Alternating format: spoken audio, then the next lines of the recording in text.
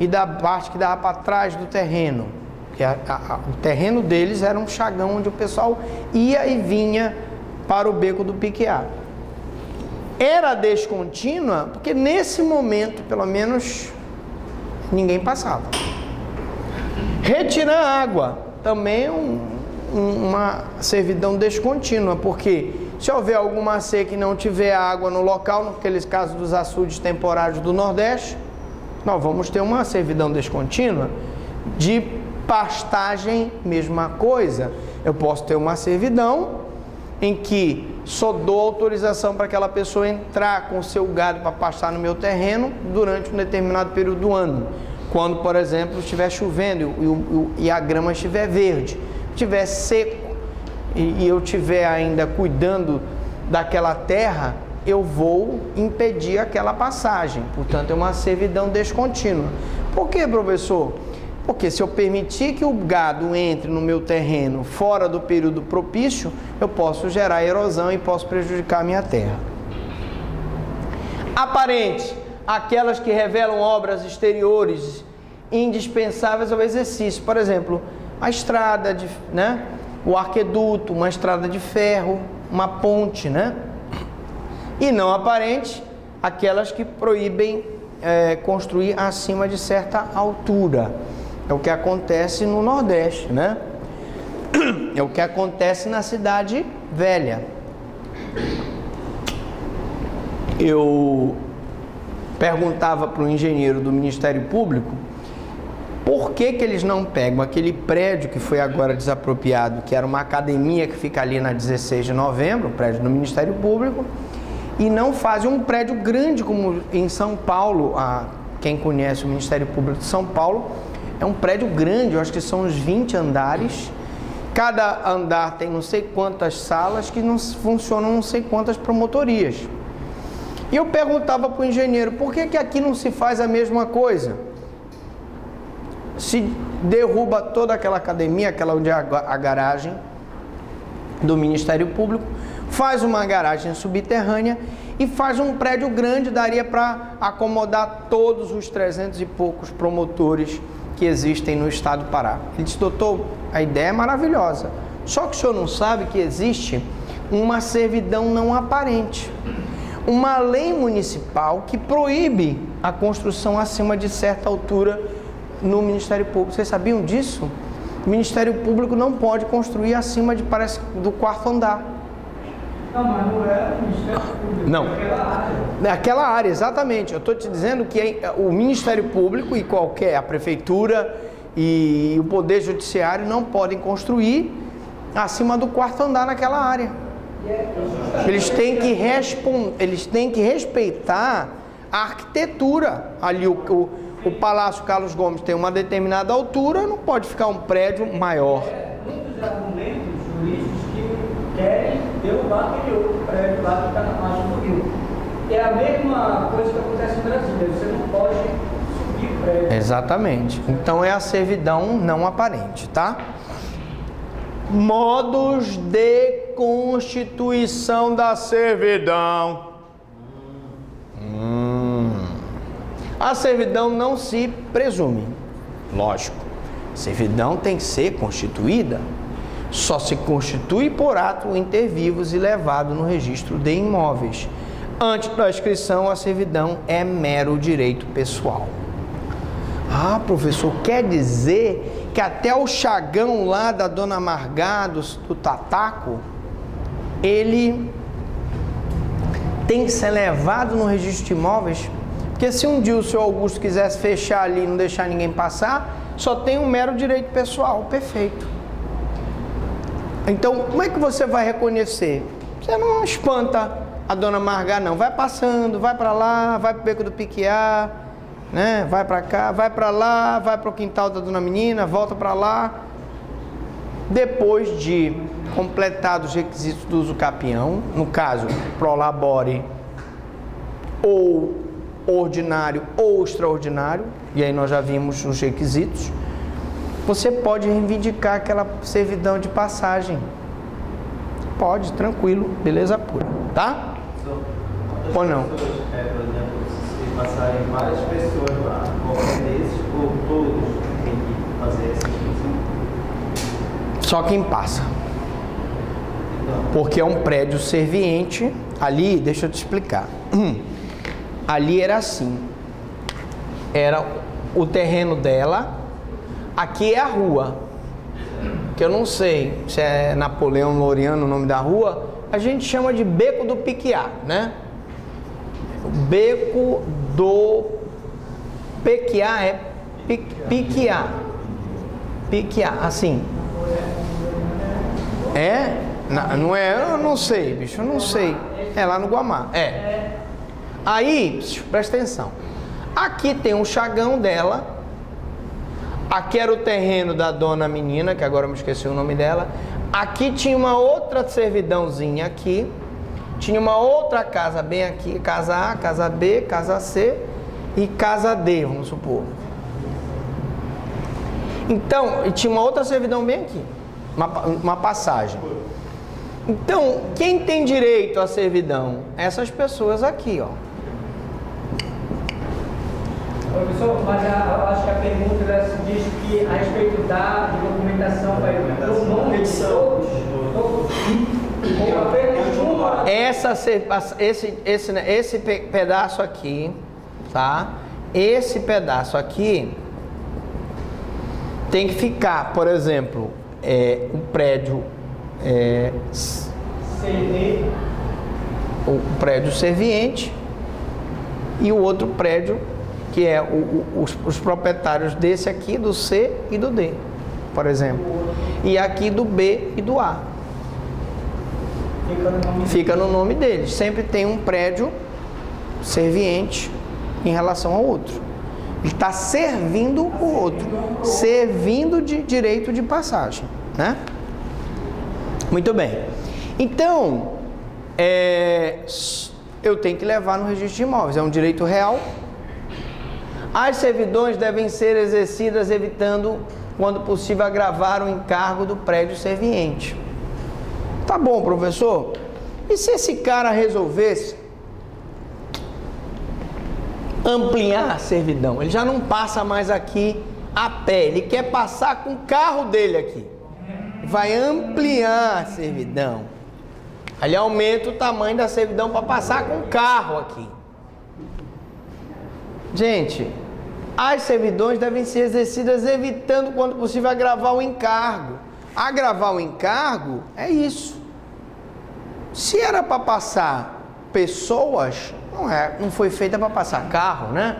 Limitando-se às necessidades do prédio dominante da dona Margar, e quando necessária a ampliação da servidão, deverá ser indenizada pelo dono do prédio dominante. Então, se o prédio serviente quiser ampliar o direito de passagem, ele vai ter que indenizar a pessoa do prédio dominante. Ele está tirando um pedaço do terreno, né? Se for desse aqui, esse aqui é indenizado. Se for desse aqui, esse aqui será indenizado, dependendo de onde se tirar o pedaço de terra. Tal como a conservação da servidão lhe ocorre por conta.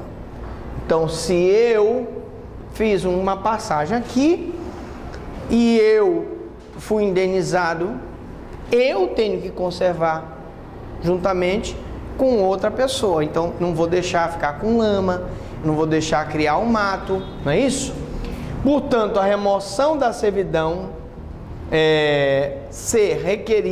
pode ser requerida pelo dono do prédio serviente, sempre que puder ser de um lugar para o outro.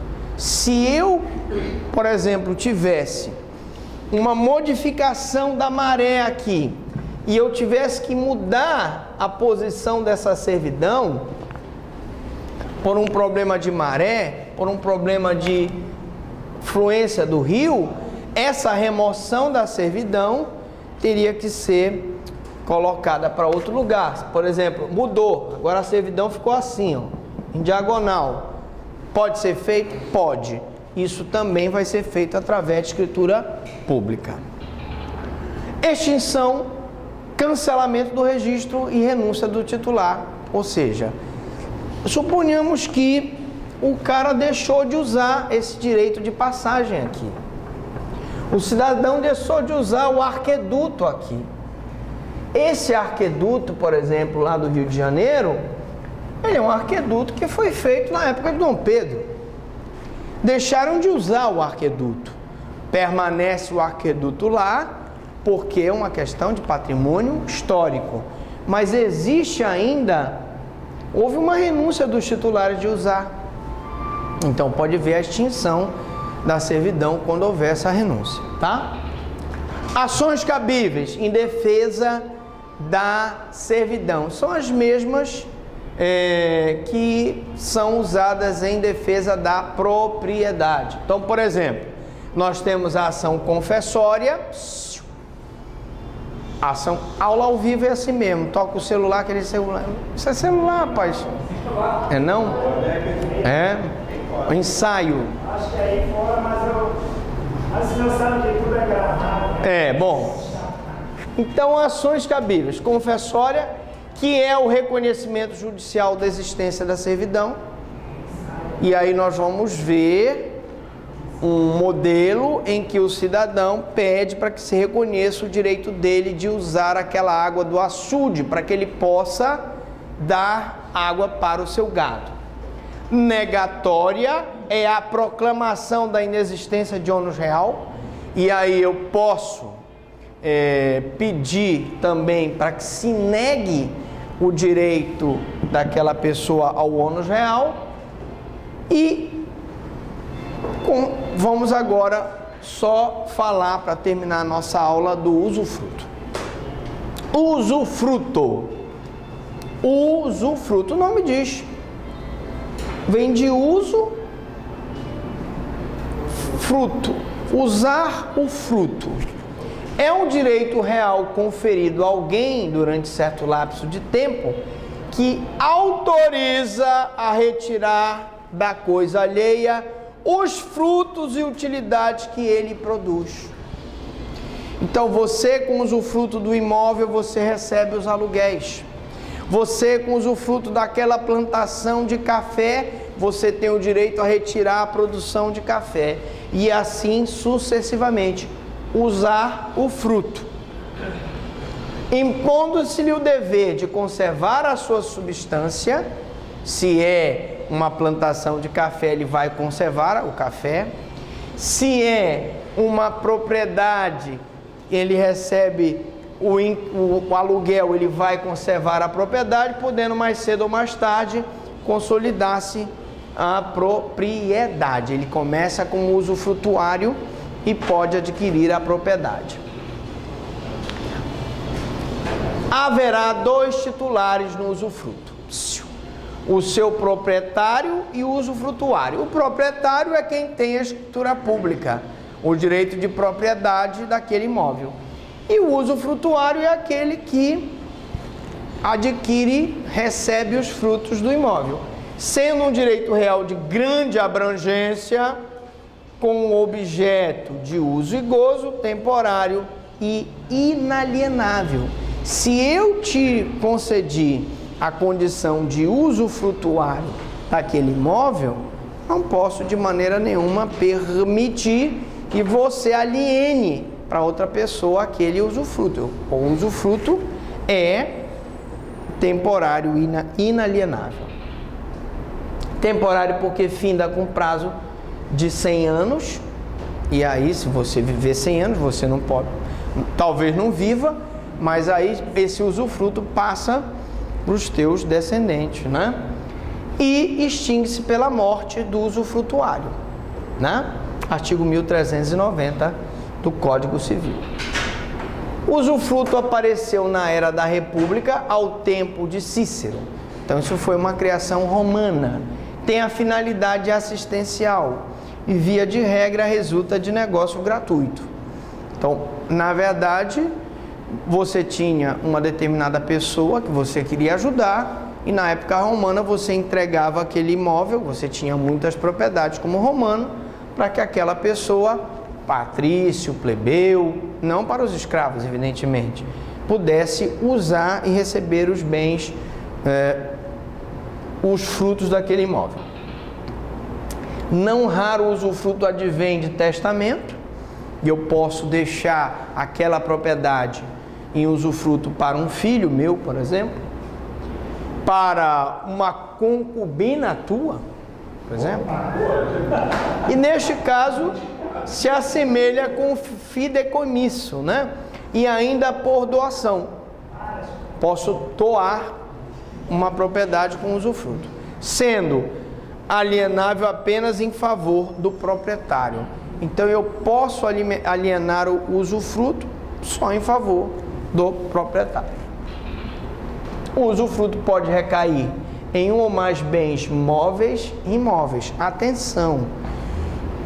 Eu posso ter usufruto não só em propriedades imóveis, eu posso ter também usufruto em propriedades móveis, né? Então, por exemplo, tu concedes o usufruto a uma pessoa de um determinado bem, né? Por exemplo, uma vaca. Você vai então mamar no leite, na teta da vaca, porque o fruto, né, da vaca é o leite, não é verdade? No patrimônio inteiro ou parte dele. Então eu posso fazer sobre o direito total, né, a parte total daquela propriedade ou só parte dela. E dos frutos e utilidades e resulta de ato jurídico ou de lei. Ou eu faço através de um contrato, ou a própria lei estipula o usufruto, sempre com registro imobiliário quando recair sobre bens imóveis. Então não se esqueça que assim como a servidão, se você entregou um imóvel em usufruto para uma pessoa imóvel, você tem que fazer através do registro de imóveis. Na próxima aula, vamos falar de direitos reais, parte 14. Pergunta, alguma dúvida, alguma pergunta? Fale agora ou se calem para sempre. Depois que o senhor termina, vou ficar parado com o barulho lá embaixo.